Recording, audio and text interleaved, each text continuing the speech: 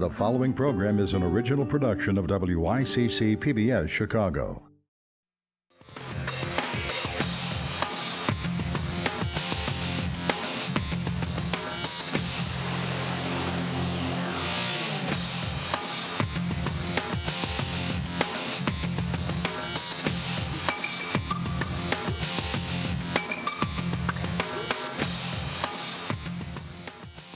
Good evening. I'm Robin Robinson. Welcome to this week's In the Loop. The mess at CPS. The governor threatens to take over Chicago public schools while teachers warn of a possible strike.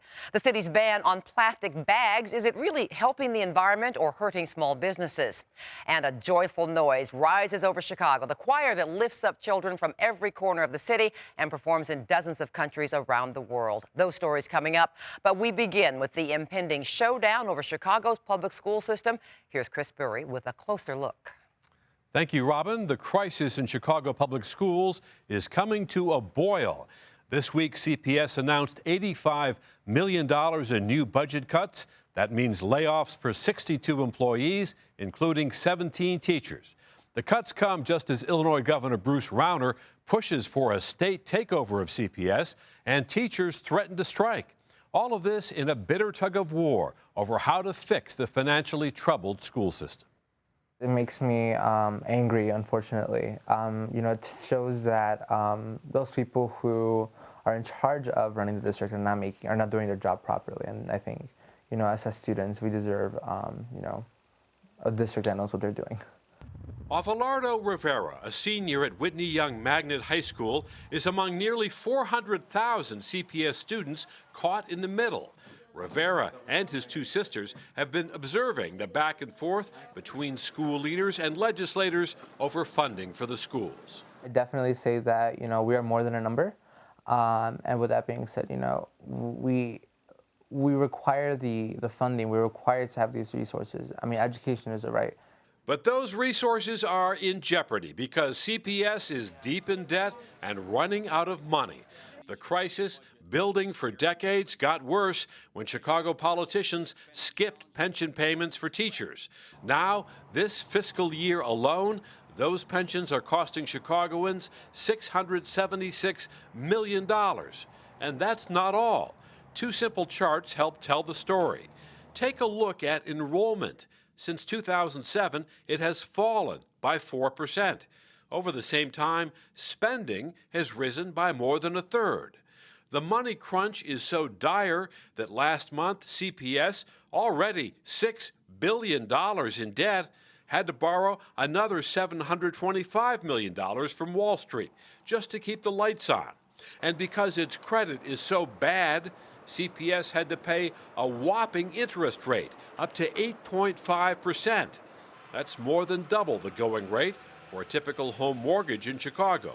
And guess who will foot that bill? So CPS is paying an extraordinarily high rate of interest on this money that they're borrowing over the next roughly 30 years or so. So this is payments that taxpayers are going to be making. Bobby Otter at the Center for Tax and Budget Accountability says borrowing all that money is only a short-term fix. It just gets the district through the next couple of months. So in one way, it's good. We won't have school closing early, we shouldn't have schools closing early. We shouldn't see smaller or larger class sizes or gigantic firings mid-year. But at the same time, we still have a looming fiscal major fiscal hole for coming in July. Illinois Governor Rauner has asked the State Board of Education to investigate CPS finances and prepare for a state takeover.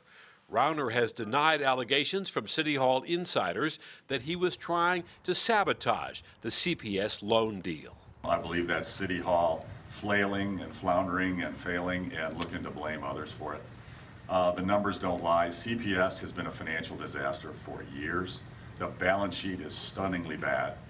And now they're looking at borrowing more money to cover operations. Borrowing to cover operations is basically taxing delayed. That is taxing delayed. And this is kicking the can. This is not solving the problem. Forrest Claypool, president of CPS, insists the governor has no legal authority over the Chicago school system. Well, the governor has come up with a number of novel legal theories, but I would just refer him back to the statute. The statute is very clear that the authority he seeks to exercise does not apply to Chicago Public Schools. But Rauner is pushing the state legislature for power to take over the schools and even allow CPS to file for bankruptcy, a move that supporters say would allow the schools to rip up expensive union contracts. But some experts say bankruptcy could backfire. Bankruptcy is a risky move. It would bring a lot of questions. It would increase the cost of borrowing for the district, which is already astronomical. Now we could be looking at interest rates over 10%, maybe even higher in some of those cases. So it would be a bad deal for taxpayers. Mayor Rahm Emanuel and his school's chief are instead demanding a big change in the way Illinois sends tax money to school districts around the state. The state of Illinois discriminates against poor minority children, providing them a smaller amount of money than children in the rest of the state. And that's particularly true in Chicago, where we receive just 73 cents for every dollar the rest of the state receives on average, even though 86% of our kids are low income and 85% are either African American or Hispanic. Meanwhile, Abelardo Rivera and other CPS students, along with some parents and teachers, are protesting the latest round of budget cuts. It's definitely alarming and a bit worrying. You know, I'm not going to be in CPS next year, but my sisters are going to be. I'm worried that because of the lack of funds, they might, increase the class sizes because they might have to be forced to make cuts. And just to complicate the crisis even more, CPS is demanding that teachers contribute more to their pensions. In response, the teachers union now says a strike is possible as early as April 1st. Robin? Thank you very much, Chris. And joining me this evening to further discuss CPS, the spike in Chicago crime, and a couple other trending stories, please welcome Juan Perez Jr., reporter for the Chicago Tribune, Lissa Druss-Christman, senior consultant for Seraphin and Associates, and Kanu Iayukumare, chief policy and research officer for Bethel New Life. Welcome, all of you. The CPS budget crisis that never seems to get any better, and without a state budget. Juan, who's taking the blame for this situation? Depends on who you ask. Yeah. If you ask CPS officials, though, they're placing the blame squarely on the governor's office, squarely on Governor Rauner, and on state lawmakers for not coming up with a solution yet to help the district with its financial crisis, either by altering the school formula or any number of other issues that they're looking at right now. Now, obviously, the governor, though, is looking squarely back at City Hall and CPS, saying that, they're the ones who have to take care of this issue, and that, bankruptcy or some other massive intervention is going to be what's necessary to solve the problem. Which makes a lot of people wonder if the mayor and the governor are still friends. Lissa, you deal with political crisis all the time. Who's going to get the blame, regardless of who they're blaming each other, but who is the public holding responsible? It's an interesting question, Robin, because you ask if they're friends anymore. I don't think they've been friends since they got elected and this all started happening. Cordial, but I wouldn't call it friends. But you have to look at this everything.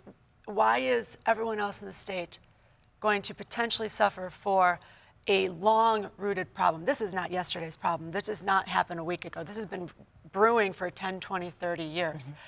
And you're looking at 8.5% interest rate that they're borrowing money. I mean, you just said that was like payday loan rate type of thing. But who's suffering in all this? The children. Right. So you do policy research, so personalities taken out of it. What's the fact? I think in aggregate, the Rauner administration is hell-bent on trying to privatize as much as state government as possible. And unfortunately, Chicago Public Schools and other services and programs that benefit the marginalized end up being casualties. You say benefit the marginalized because let's be clear about who the demographic is in Chicago Public Schools. Black and brown children who, in many cases, come from low-income neighborhoods. And Drissa, you made a point that, Lissa Drussman, that if everyone had to go to a public school, it'd be a different, they'd probably all be excellent. Well, and also, how about some skin in the game, too? I understand choice and religious or whatever personal choice it is to send your child to either a private or public school. But imagine if the teachers and the administrators who work for CPS actually had their own children going to CPS. What type of a reinvestment would that be? What type of a different approach would that be? That's the teachers and administrators. I think the question might be if the lawmakers, the mayor and the governor, had their own children in Chicago. But there are some excellent Chicago public schools. What do these cuts, however, mean for that standard? They said no more than one teacher taken from any given school, but 2 from Whitney Young High School, arguably the top high school in the city. When are we going to start seeing the effects of this? 10 years down the line, will we have no educated workforce? It's possible. I mean, I want to say, though, that these cuts were massive, $85 million this fiscal year. The net effect for district-operated schools is closer to $26 million, and what you saw was that a lot of principals across the district got really creative when it came to finding money, either out of supply budgets or vacant positions or other accounts that they have at their disposal to kind of absorb as many of the cuts as possible. So that's why you saw just about 17 teachers actually impacted by this decision. But if you ask the union, for example, they would say that $26 million in cuts is still, even though it doesn't translate to jobs right away, it still translates to, supply budgets that you can't take out. And quality. Paper budgets. And, does that eventually have an effect on quality? It certainly could. One thing that is certainly noticeable, though, is that you talk about how there are a lot of good schools out there. There are a lot of good administrators and a lot of good teams and a lot of good parent communities out there. And you walk into some of these buildings, and I've got to say, despite all the chaos and all the noise that's happening around them, there are still people who are coming to work every single day and doing their best to give the best possible education they can to these people. There's a lot of resilient people out there who are getting it done. That said, I've talked to a lot of CPS professionals this year who say they're looking for a new career. In your research, Kanu, what are you seeing as the impact on the quality of education, which has been questionable for the last 30 years? What is the impact these are our kids? The impact is horrendous. Ultimately, you have a situation where, for a long time, there's a legacy of CPS not necessarily getting the resources. Or being discriminatory in the resources. Being discriminatory in the resources, therefore not receiving the necessary resources to stay afloat. And we're talking about our children, 400,000 black and brown children, predominantly throughout CPS, who aren't getting what their families pay taxes for. And this plays a huge role in maintaining talent in the city of Chicago and nurturing talent in the city of Chicago. There's a lot of rhetoric in terms of yap, if you will, in terms of what they should do and what they want to do. But when you, what are you willing to go to the wall for? All right, quick question for you all. Will there be a teacher strike? Ooh. My money's on no right now, but it's hard to say. The end of the story is yet to come. It's going to be a while. Alyssa? Absolutely. There will be? Yes. What do you think? You think there will be as well? Well, we're hearing that April 1st may not be a hard deadline because the CPS, which has said they're going to take their 7% contribution to pensions back, is not saying when exactly they're going to do that. So let's move on a little bit and talk about another subject that is just lifts us right up. Crime in Chicago, up in a significant fashion for the month of February from a year ago. I mean, almost double. If you look at the numbers that are out there, we've had murders up, and at the same time that we have police morale down. Any explanation for that? Something significant happened last year when Superintendent Gary McCarthy took an extraordinarily large portion of the special forces off the street in their plainclothes and put them back into uniform, so we would see more police in the neighborhoods. Law enforcement agencies lost their connectivity, their sources, their infiltration, and when you take that away, and there are other law enforcement agencies that partner with CPD for gang crime investigations. Now you've got plainclothes informant officers out back in uniform. People aren't going to talk to uniform officers.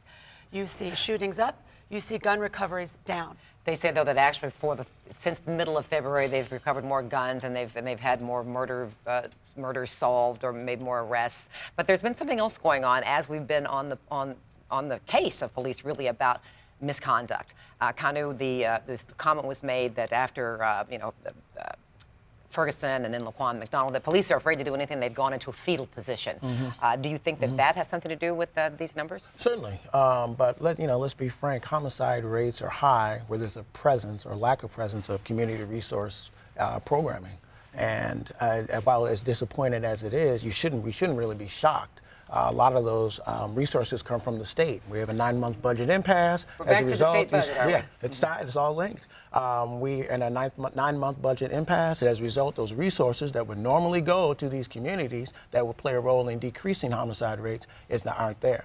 I think as it relates to police, the job of police are ultimately to serve and protect, not to accost and disrespect. And so when you see people of color being accosted and disrespected by rogue police officers, and harassed and murdered, clearly morale is going to be down. And ultimately, the police are on the front lines. They feel the impact of when there are not community service programs, youth development programs, then we expect them to after-school step in programs. and fill that void. Absolutely. So morale is going to be down. Morale's going to be down. We talk about the stop and frisk, the profiling, and there's this new form that went into effect January 1st. Instead of a contact card that says we stopped this person for this reason, there's now a 2-page form, and that may be, and that stops have plummeted dramatically since January 1st because people want accountability. So Juan, now the ACLU, which helped broker this deal, is saying, okay, we're going to simplify the form, make it easier for officers. Are people interested in that at this point? Are they thinking, oh, we're going to pull back because the officers have made it necessary? I'm not sure. I really don't know. But I mean, I am a little bit dubious of a claim that would suggest that, there's a rise in crime has an immediate or causal relationship with a decline in morale in the police department. It's entirely possible, but I would love to see some kind of metric, or, I would love to see whether there's anything based in criminology that would support that assertion. Well, we look at the number of police stops. January to February 2015, 111,000. January to February this year, 14,000. And so they are actually making some changes to that form to simplify it, per se. The changes, Robin, were 1/4. It was, yes, they were called contact cards in the past. They are forms now. They're still, the slang is still contact card. But now an officer has to fill out, instead of 2 pages, it was literally less than 1/4 less. 1/4 less. Well, maybe they'll get used to it, and we'll see an increase in their willingness to engage that form without profiling. That's the balancing act they have to try to perform. A lot of people say economic development would go a long way to taking some of these issues off of police officers' plates. The Southeast side. If there's such a thing, hey, where are you from, Southeast? The big development project that just went, the Southworks old steel factory, U.S. Steel's Southworks plant, was, probably the largest parcel of vacant land in Chicago. Deal went bust for development this week. If that land were on the North Lakefront, would it already be condos and businesses and entertainment venues? Well, we'll never know, Robin. Ultimately, we're talking about a situation that was going to be an economic stimulator for the southeast side of Chicago. 13,000 homes, 17 million square feet tied to commercial development. A beautiful plan. Yeah, but ultimately, obviously, the stock price for U.S. Steel went down, and then stockholders said we need to focus on our business, which is steel, rather than real estate. And as a result, we have a situation where people that were hopeful, the investment in time and resources that were put into developing the project. We sent Lakeshore Drive down through that area in hopes of development. This is a classic example of, okay, the deal's going south, let's sweep it under the rug, let's find a knight in shining armor, come in to restart the deal. They identified a problem, we're going to come up with a new solution. And that's what's going to give everyone the excuse for a new story, for a new involvement, for a new revitalization. Someone's going to become a new hero in this, because this is land that's ripe for vitalization. Something went wrong in the deal. Let's just hit the restart button. It is right, but it's been closed since 1992. South and West Sides are still waiting for a hero. Okay. Thank you very much. We'd like you guys to stick around, weigh in on what we might call a lighter subject, but it's really not, because it could be very heavy on future generations trying to live on this one planet we've got. The environmental threat of plastic bags. Chicago did come up with a plan last year, but critics say it leaves retailers and consumers still holding the bag. $10.75, good bag. Rebecca Balin is the general manager at a tiny store in Hyde Park called Open Produce. At a nickel apiece, the store gives out roughly 5,000 plastic bags a month. Thanks bunch. Go on. You too. By comparison, jewel stores go through about 6,000 bags every single day. It's a service I like to be able to provide to people. If I'm going to sell people things, I want them to be able to carry them out of the store. Would you mind double bagging it? I got a place to go. Open Produce is not covered by Chicago's plastic bag ordinance because it's so small, at least not yet. The city ordinance, which went into effect last August, requires all big box stores such as Target, Walmart, and even Walgreens with more than 10,000 square feet to stop giving out those thin plastic bags and switch to thicker, more expensive but reusable plastic bags. They cost retailers up to 12 cents each, compared with 2 cents for the old thinner bags. Under the law, stores can also offer paper bags or compostable bags that easily dissolve. See you later. All right. Reggie, who shops at Open Produce, does not think the city's plastic bag ordinance is working.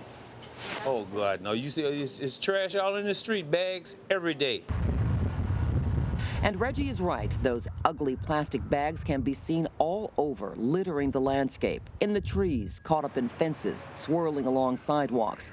They clutter our landfills, taking hundreds of years to decompose into tiny toxic bits that seep into the soil and water. Anyone can see that this plastic bag ban has been mostly an epic failure.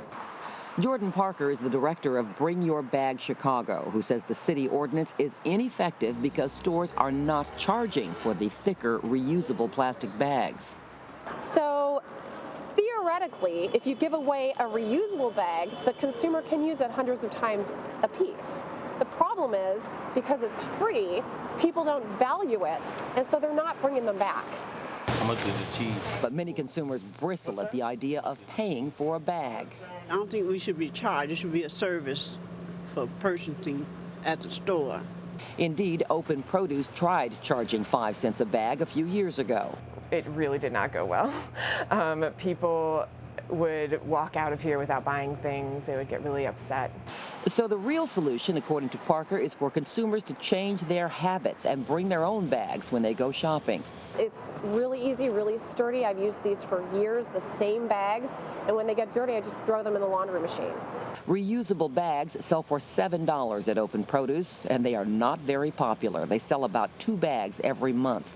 Parker says something has to change, that our disposable economy has gotten way out of control. This is not about punishing the consumer at all. This is about helping to keep our cities clean and our environment healthy so that it's better for all of us. So, like it or not, the city's plastic bag ordinance gets beefed up this year. Beginning August 1st, chain stores under 10,000 square feet, like 7-Elevens, are going to be prohibited from giving out those thin plastic bags. They'll have to issue, we don't know if they're going to charge you, for the thicker reusable bags. All right, who here takes their own bags to the grocery store? I do not. You do not. Clip. No, I don't. Well, I do, but it's a habit that you have to build. You have to build. Well, you can't change it. You can't turn a Titanic or reinvent the wheel in 1 year. It's only been a year. And in these smaller stores that might need to start charging, and they're not going to, as that woman said. Because their consumers aren't going to have it. What might happen is they might apply that difference on the milk or the eggs or something because the store's paying for the bag. Correct. But it is culturally, Americans don't do this. If you go to Europe, no, everyone has a bag that is a reusable bag. It's canvas. Is there anything a city ordinance can actually do to change habits? Well, the city doesn't have a huge recycling program. In the suburbs, you're given 2 recycle boxes and 2 trash cans, and that's it. I think if there was more enforcement as a city as a whole in the waste management program, people might think, oh, wait, I have to recycle. But kind of, do we have the will for this with everything else going on? Not right now. I mean, clearly there are more bigger environmental fish to fry than plastic bag legislation, like trick bag legislation that exacerbates poverty and other symptoms like homicide rates and gun violence. Okay. Juan, anybody going to visit this in the city council? I don't know. I mean, the thing that's always furrowed my brow about this entire thing is that the solution for plastic bags is bags with more plastic in them. So thicker. All right. Thank you very much to our guests. You've been great. Juan Perez Jr., Lissa Dress-Chrisman, and Kanu Iyayukumare. And now, once again, here is Chris Burry with a story you're going to like. It's about a group of young singers and a legendary Chicago program. Thank you, Robin. Many musical greats got their starts here in Chicago. Nat King Cole, Sam Cooke, Billy Corgan, to name a few. Tonight, a look at one organization here that's been giving thousands of kids all across the city an opportunity to live out their dreams through music. But if you're thinking about my baby, it don't matter if you're black or white. 9-year-old Ava Amor Abdullah and 29 of her schoolmates from the Wendell E. Green Elementary School on Chicago's South Side have practiced for weeks leading up to this day.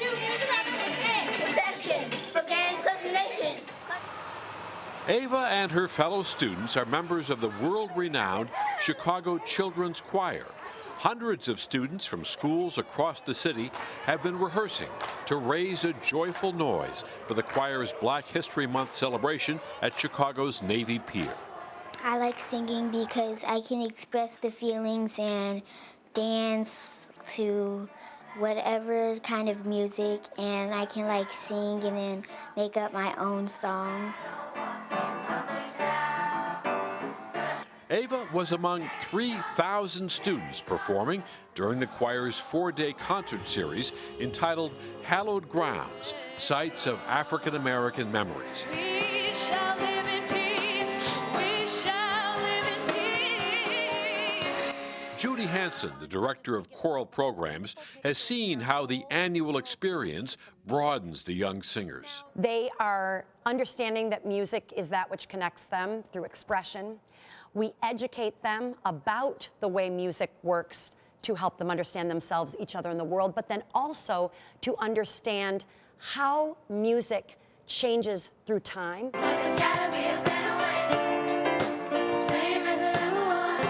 The Chicago Children's Choir, founded in 1956, was born out of the civil rights movement. Its founder, the late Reverend Christopher Moore, brought children from diverse backgrounds together with the hope of building stronger relationships through the power of music. Hansen is hoping to fulfill that original mission. I think that the singers in Chicago Children's Choir begin to understand about themselves, each other, and the world through music. And it's really because all people understand the heart. All people understand expression, human expression. And they understand the connection with one another. Yes, we believe in you. Josephine Lee is president and artistic director for Chicago Children's Choir. We have 4,300 kids from all 57 zip codes of Chicago. Chicago Children's Choir is creating the next generation of innovative thinkers, future leaders, and global citizens. Megan Carroll is one of the choir's 10 in-school conductors. In addition to having performances outside of schools, the conductors travel weekly to 79 Chicago public schools to offer choral training. I have so many kids in those neighborhoods that really benefit from this. They benefit not only from the music, it's an outlet for them. It's something that they can physically express, and they can dance and they can move around. I really truly think that this program is one of the best things for some of those kids. And that is the case for Ava, who is already thinking about her future.